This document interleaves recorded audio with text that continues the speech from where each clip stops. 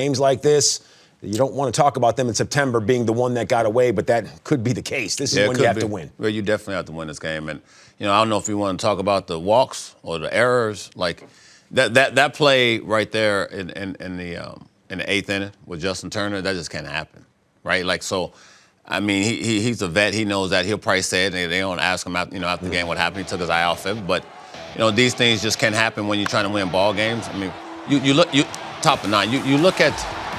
First of all, you get the leadoff walk. They tend to always score somehow or another, right? And when it's Fernando Tatis Jr. and that cat can absolutely scamper around the base paths, right? That's a problem. It's a problem. And I think the biggest thing for me, Cole, is the decision to not have Michael Busch in the game, even though Justin Turner has been playing first base. He's a third baseman. Sure. So that's a question Craig is going to have to answer as well, is why wouldn't you leave Michael Busch in the game when we've seen a righty or a lefty come in the game?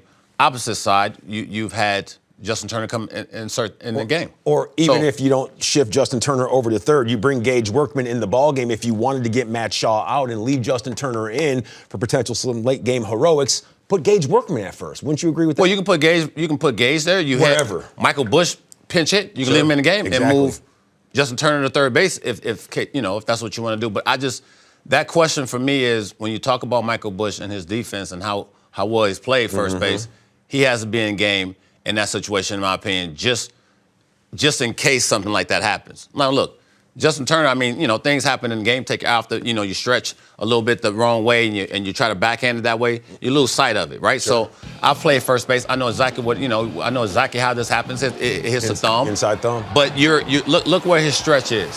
So when you stretch that way, you have to backhand that ball. It's not an easy, it's not just an easy. Did he stretch too early? Catch for you. I don't think he stretched too early. I just think, see the backhand right there? See how he goes out? But you have to, he almost anticipating it's going to be a ball he has to scoop. So you kind of think you're going to have to scoop it that way, and you kind of just lose track of it a little bit.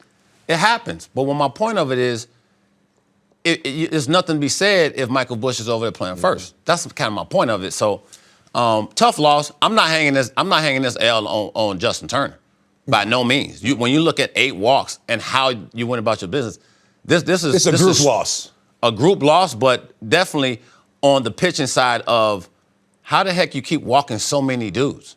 I mean, when I know you score, you come back in the first inning, but when you think about this game, every time they had a leadoff walk, talking about the Padres, who were dead. I mean, they came into this game dead. They had no chance this series. They didn't show up yesterday, and you're talking about a team today, you gave them life. Even though in the first inning, Ben Brown wasn't tight, your boys came back and gave you 5 spots. That's right. Right? So I think at the end of the day, when you look at the walks and how the Padres get back in the game late, you can hang your hat on that.